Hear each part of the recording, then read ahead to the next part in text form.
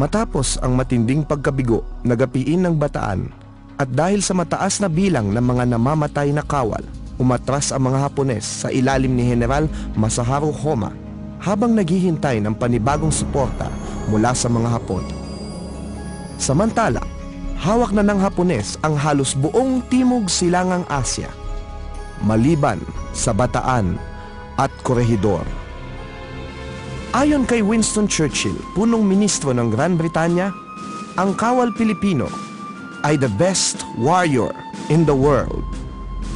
The propaganda then was that President Roosevelt is sending a long convoy of reinforcements. So just keep on holding, Bataan. Keep on holding. Ngunit lingid sa kaalaman ng mga tagapagtanggol ng Bataan, nagpasya na pala si Pangulong Franklin Delano Roosevelt na hindi kayang mag-focus sa dalawang teatro ng digmaan sa Atlantiko at Pasipiko ang mga Amerikano. Nagtakda na kailangang unahing magapi ang pinakamasamang kalaban. Sa makatwid, si Adolf Hitler muna, Europe first. Lahat ng mga tulong suporta para sa mga tagapagtanggol ng Bataan ay ipinadala na lamang upang tulungan ang mga Europeo at ang mga Briton upang magapi ang Alemanya at Italia. Sinabi ni Quezon kay MacArthur, "How typically American to anguish over the fate of a distant cousin while a daughter is being raped in the back room."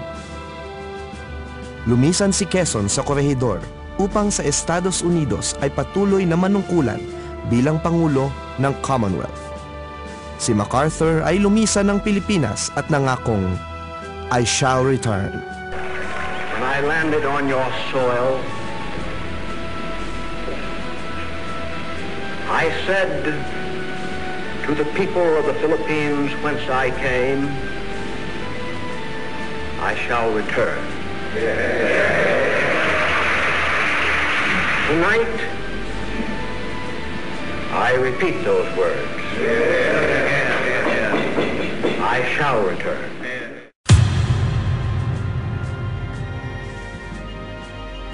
Nagpanibagong lakas ang mga Hapones at muling nilusob ang Bataan. Dahil sa gutom at sakit, madaling nagapi ang mga tagapagtanggol. 3 ng Abril 1942, nakuha ang Bundok Samat. 9 ng Abril 1942, narinig ang broadcast ng Voice of Freedom na binasa ni Norman Reyes at sinulat ni Salvador P. Lopez. Bataan has fallen, but the spirit that made it stand, a beacon to all liberty-loving peoples of the world, cannot fail. Kung hindi raw susuko ang mga pinunong Amerikano, lalaban ng mga Pilipino hanggang kamatayan.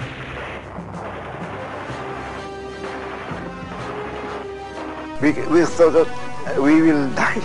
Yung malalaking bato doon sa babaw ng Mount Samat, hinuhukay namin sa lalim na yung ganun para ikuha namin sa mga punugan. Wala na kami mga palay.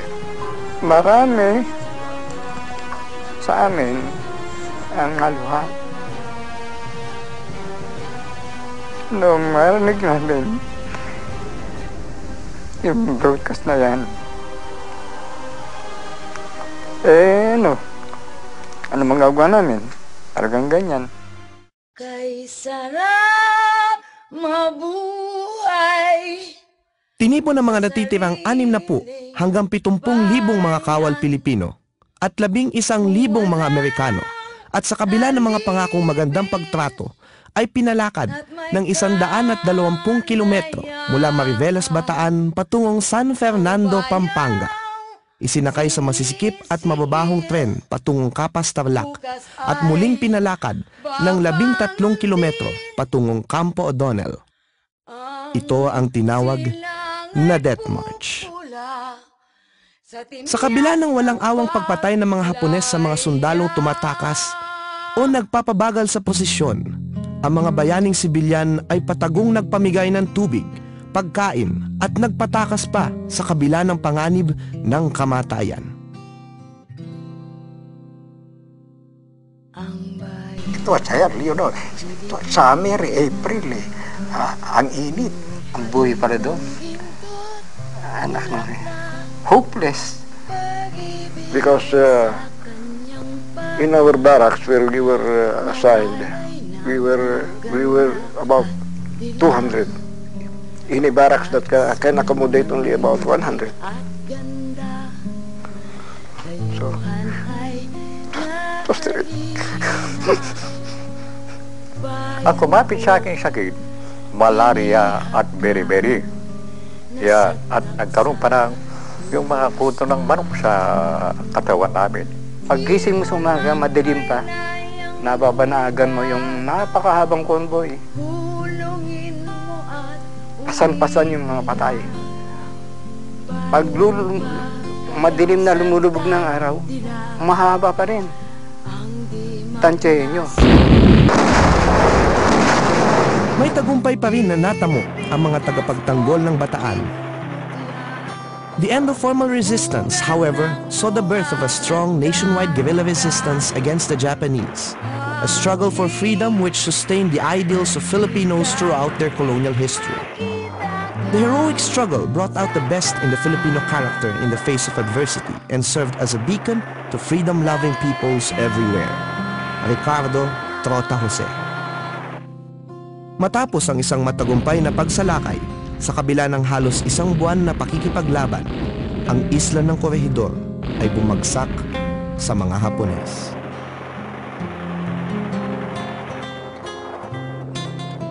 Pinakahuli ang Corregidor sa mga bumagsak sa mga Hapones sa Asya. Naging inspirasyon ng daigdig ang kagitingan ng mga manananggol upang ipagpatuloy ang laban. Remember Bataan and Corregidor.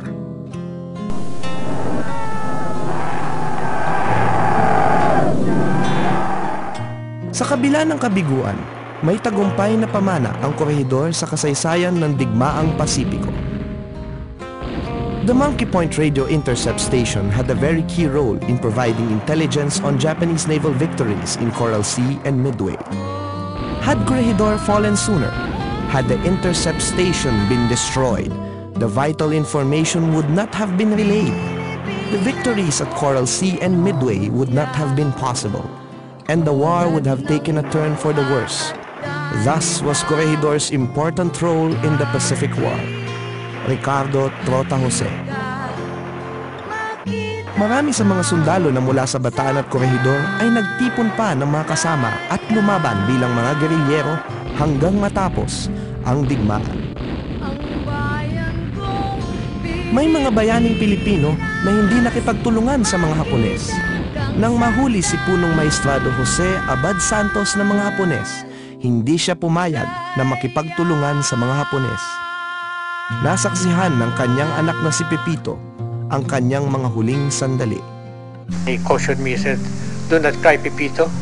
Show these people that you're brave, that everybody is given the opportunity to die for one country." He marched proudly with his shirt flapping. And then after that, I went up to the house and I took my prayer book and read the prayer for the dead. And after a few minutes, I heard a volley of shots and I knew that my father was gone. May mga bayani rin na sinasabing nakipagtulungan sa mga Hapones, itinuring na puppet, subalit maraming nailigtas na buhay. Nang lisanin ni Quezon ang Maynila, iniwan niya kay Jose P. Laurel ang bilin na makipagtulungan sa mga Hapones upang maging maayos ang sitwasyon sa Pilipinas. Binisita ni Punong Ministro Hideki Tojo ang Maynila. Tila banzay ang isinisigaw ng maraming Pilipino. Iyon pala ay bangkay. Sa isang pagpupulong sa Tokyo, hiniling ni Ministro Tojo kay Laurel na ideklara na ang pakikidigma ng mga Pilipino laban sa Estados Unidos at mga kakampi. I, Jose P. Laurel, President of the Republic of the Philippines, do hereby proclaim that a state of war exists between the Republic of the Philippines and the United States of America and Great Britain. It was a shock to all three of us. We did not expect this instruction and we were not prepared to meet it on the spot. I silently prayed and said the Pater Noster. I got up to say as politely as I could that I could not comply with that request. I said that my people would not approve of it, that I could not carry them, that I have never been a popular leader. That even if I should be willing to do what they wanted me to do, would be a leader without following because the Filipinos were opposed to such a step, and that it would not be decent for the Filipinos to declare war against the United States that was their benefactor, and that only unworthy people could be expected to do that. Jose P. Laurel. He then offered the party sums of money necessary for the achievement of independence. Laurel turned down the offer. Tojo, again unprepared for rejection, told Laurel that he was ready to assist them in any way. Laurel asked for an airplane to take them home. Tojo gave it to them. Ricardo Trota Jose. Nang siya ay maupo bilang Pangulo, kanya lamang kinilala na mayroon ng digmaan sa pagitan ng Republika ng Pilipinas at Estados Unidos. Hindi katulad sa Indonesia kung saan maraming Indonesang namatay sa iba't ibang bansa para sa mga Hapones, walang ginawa si Laurel upang magpatala ang mga Pilipino upang lumaban para sa mga Hapones. Idineklara ng mga Hapones ang kasarinlan ng mga Pilipino. Itinaas ni na General Artemio Ricarte at General Emilio Aguinaldo ang watawat ng Pilipinas sa Legislative Building. Quijara Gitaro appeared at Malacanang stating that he was to be Laurel's advisor. Laurel told him, "I don't need an advisor. I could be your advisor, Quijara, but you cannot be my advisor. You had better get out." When Quijara refused, Laurel saw General Kuroda about this and also complained about the Japanese guards. Malacanang became the bastion of the Philippine Republic. Ricardo Trota Jose. Ayon pa sa mga kwento ng mga gerilyero, mismong si Laurel ang nakikipagkita sa kanila sa mga pangpang ng Ilog Pasig sa palasyo ng Malacanang. Sa kabila ng bangis ng mga pagpaparusa at pagpatay ng mga Hapones, marami ang nailigtas ng mga buhay dahil sa kanyang pakikisangkot.